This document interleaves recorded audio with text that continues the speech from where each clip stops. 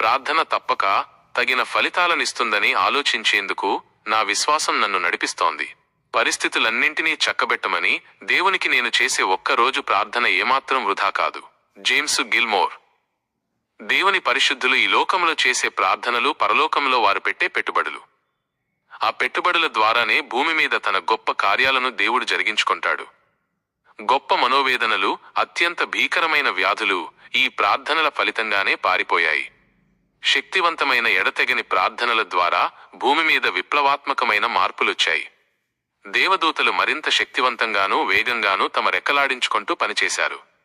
దేవుని విధానాలు చక్కగా రూపకల్పన చేయబడ్డాయి. అయితే ఎలా ప్రార్థించాలన్నదే మనం నేర్చుకోవలసిన అత్యంత ప్రాముఖ్యమైన పాఠం. వాస్తవానికి మనం తప్పక ప్రార్థించాలి. ఎందుకంటే మన ప్రార్థనలు దేవుణ్ణి సంతోషపరిచి మనల్ని ఆయన కృపకు పాత్రులనుగా చేస్తాయి. అత్యుత్తమమైన ప్రార్థనల్ని చేసే వ్యక్తి నిత్యము జీవిస్తూ ఉంటాడు. ఎందుకంటే ప్రార్థనలకు మరణం లేదు. ఆ ప్రార్థనల్ని వల్లించే పెదవులు మరణించి మూతపడవచ్చు. ఆ ప్రార్థనా భారాన్ని అనుభవించిన గుండె కొట్టుకోవడం ఆగిపోవచ్చు. కాని ఆ ప్రార్థనలు దేవుని ఎదుట ఎల్లప్పుడూ సజీవంగా నిలిచి ఉంటాయి. దేవుని హృదయం వాటిని ఎల్లప్పుడూ దృష్టిస్తూ ఉంటుంది. ప్రార్థనలు వాటిని వల్లించిన వారికంటే ఎక్కువ కాలం జీవిస్తాయి. కొన్ని ప్రార్థనలు తరాలు జీవిస్తే మరికొన్ని ప్రార్థనలు యుగాలు జీవిస్తాయి. ఇక కొన్ని ప్రార్థనలు ఈ లోకమున్నంత కాలం జీవిస్తూనే ఉంటాయి. ప్రార్థన కొంతకాలం గుర్తుండి ఆ తరువాత మరువబడేది గాని లేదా స్వల్పకాలం జీవించేది గాని కాదు.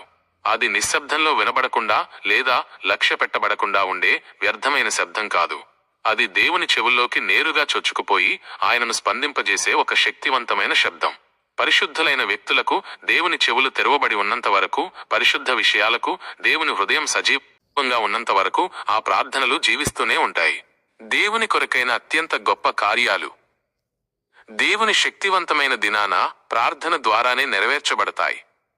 దేవుని సంఘం శక్తివంతమైన విశ్వాస సహిత ప్రార్థనలను వారసత్వంగా స్వీకరించినప్పుడు శక్తివంతమైన కార్యాలు జరిగే దేవదూతల దినాలు దిగివస్తాయి.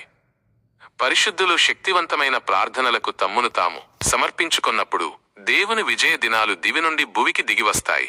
క్రైస్తవ సంఘ జీవితం అత్యుత్తమమైన జీవితం. ఆ జీవిత కర్తవ్యం కేవలం ప్రార్థించుటే.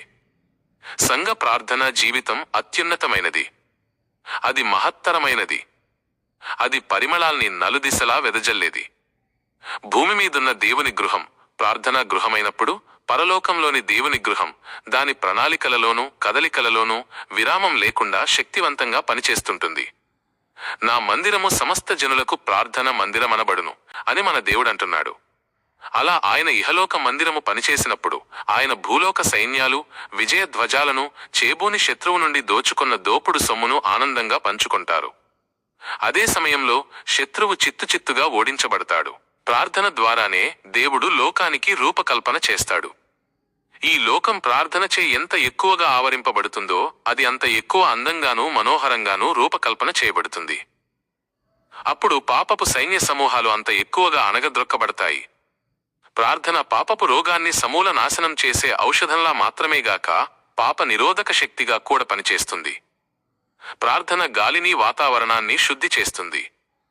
పాపపు అంటు రోగాన్ని వ్యాపింపజేసే సూక్ష్మక్రిములను అది సమూల నాశనం చేస్తుంది. దేవుని ఉద్దేశం సజీవంగా ఉంటూ కార్యరూపం దాల్చాలంటే ప్రార్థన అవసరం. దేవుని ఉద్దేశపు ఉనికి కేవలం ప్రార్థనపైనే ఆధారపడి ఉంది. ఆయన ఉద్దేశం ముందుకెళ్లి విజయధ్వజం ఎగరేయడం మనం చేసే ప్రార్థనలపైనే ఆధారపడి ఉంటుంది. ప్రార్థన యొక్క ఉన్నతమైన స్థితిని తెలియచేస్తూ మార్పులేని నిత్యమైన తన కట్టడను దేవుడు మనకు బయలుపరచాడు. కట్టడను నేను వివరించెదను, నన్ను అడుగుము, జనములను నీకు స్వాస్థ్యముగాను భూమిని దిగంతముల వరకు సొత్తుగాను ఇచ్చెదను. ఇనుప దండముతో నీవు వారిని నలుగగొట్టెదవు, కుండను పగులగొట్టినట్టు వారిని ముక్కచెక్కలుగా పగులగొట్టెదవు. నన్ను అడుగుము, ఇది దేవుని షరతు. ప్రార్థనాపరులైన ప్రజలు విధేయులను సిద్ధమనస్కులునై ఉండవలెనని దేవుడు ఆశిస్తున్నాడు. అతి చిన్నదైన ఈ సార్వత్రిక షరతుకు లోబడి గతంలో అనేకమంది స్త్రీ పురుషులు దేవుడిచ్చిన ఈ గొప్ప వాగ్దానాన్ని తమ జీవితాల్లో అనుభవించారు. వారు ప్రార్థించగా దేవుడు వారి ప్రార్థనలకు జవాబిచ్చాడు. ఆ విధంగా వారు ప్రార్థించుట ద్వారా దేవుని ఉద్దేశం ఈ లోకంలో సజీవంగా నిలిచి ఉండగలిగింది. యేసుక్రీస్తు ద్వారా దేవుని ఉద్దేశము స్థాపించబడుటను గురించి కీర్తనలు 2వ అధ్యాయం చక్కటి దైవిక వివరణనిస్తోంది. యేసుక్రీస్తు సింహాసనాసీనుడయ్యే విషయంలో దైవిక నియమ నిబంధనలన్నీ ఏకమయ్యాయి. ఈ క్రింది వచనాల్లో తన కుమారుడు సింహాసనాసీనుడగుటను గురించి దేవుడు వెల్లడిపరచుచున్నాడు. నేను నా పరిశుద్ధ పర్వతమైన సీయోను మీద నా రాజును ఆసీనునిగా చేసియున్నాను. కట్టడను నేను వివరించెదను. యెహోవా నాకీలాగు సెలవిచ్చెను, నీవు నా కుమారుడవు, నేడు నిన్ను కనియున్నాను. దేవుని ఉద్దేశం పట్ల ప్రపంచ రాజ్యాలన్నీ ద్వేషపూరితమయ్యాయి. అయితే వ్యర్థమైన వారి ద్వేషాన్ని చూసి దేవుడు నవ్వుచున్నట్లుగా కీర్తనలు 2వ అధ్యాయంలో వివరించబడింది. అన్యజనులు ఏల అల్లరి రేపుచున్నారు? జనములు ఏల వ్యర్థమైన దానిని తలంచుచున్నవి? ఆకాశమందు ఆసీనుడగువాడు నవ్వుచున్నాడు. ప్రభువు వారిని చూచి అపహసించుచున్నాడు. ప్రార్థన దేవుని శక్తిని ఈ లోకంలో ద్విగుణీకృతం చేస్తుంది. ప్రార్థించే వ్యక్తికి దేవుడు అత్యంత శక్తివంతునిగా ప్రత్యక్షపరచబడతాడు. దేవునికి అంగీకార యోగ్యములైన ప్రార్థనను చేసిన వ్యక్తి రాబోవు తరానికి వాస్తవమైన గొప్ప పరిచర్య చేసినవాడు. ప్రార్థించే సంఘానికి దేవుడు మహిమాశక్తిలో ప్రత్యక్షపరచబడతాడు. దేవుని పరిశుద్ధుల ప్రార్థనలు రాబోవు తరాన్ని భీకరమైన పాపపు తుఫానుల నుండి, దుష్టత్వపు అలల నుండి సంరక్షిస్తాయి. ప్రార్థనా పరులు కాని అవిశ్వాసులైన తల్లిదండ్రుల పిల్లలకు ఎంతో శ్రమ. ప్రార్థనా స్వాస్థ్యాన్ని తమకు వదిలి వెళ్లిన తల్లిదండ్రుల పిల్లలు ఎంత ధన్యులు. కేవలం ప్రార్థన ద్వారానే దైవకుమార్ని రాజ్యం ముందుకు కొనసాగుతుంది. కావున ప్రార్థనా నైపుణ్యత కలిగిన విశ్వాసి దేవునికి గొప్ప పరిచర్య చేస్తున్నాడు. దేవుని ఉద్దేశం సజీవంగా కొనసాగి నెరవేరాలంటే వ్యక్తులు ప్రార్థించాలి. ప్రార్థనా శక్తిని సరైన విధంగా ఉపయోగించిన వ్యక్తే క్రీస్తు రాజ్యంలో బలవంతుడుగానూ పరిశుద్ధుడుగానూ ఉంటాడు. అతడు దేవుని నాయకులలోనూ దేవుని పరిశుద్ధులలోనూ దేవుని సేవకులలోనూ ప్రాముఖ్యమైన ఒకడుగా ఉంటాడు. అలాంటి వ్యక్తి తన ప్రార్థనల ద్వారా మానవునికి దేవునికి మధ్యవర్తిగా పనిచేస్తాడు. అడుగుడి మీకీయబడును, వెదకుడి మీకు దొరకును, తట్టుడి మీకు తీయబడును. ఎవడైతే దేవుని తలుపును శక్తివంతంగా తట్టగలడో వాడే క్రీస్తు రాజ్యంలో అత్యంత బలమైనవాడు. ప్రార్థన సామర్థ్యమే క్రీస్తు రాజ్యము యొక్క రహస్యము. ప్రార్థన శక్తి అగ్నిజ్వాలల్ని అణచివేసింది. సింహాల క్రోధాగ్ని జ్వాలలకు కళ్ళెం వేసింది.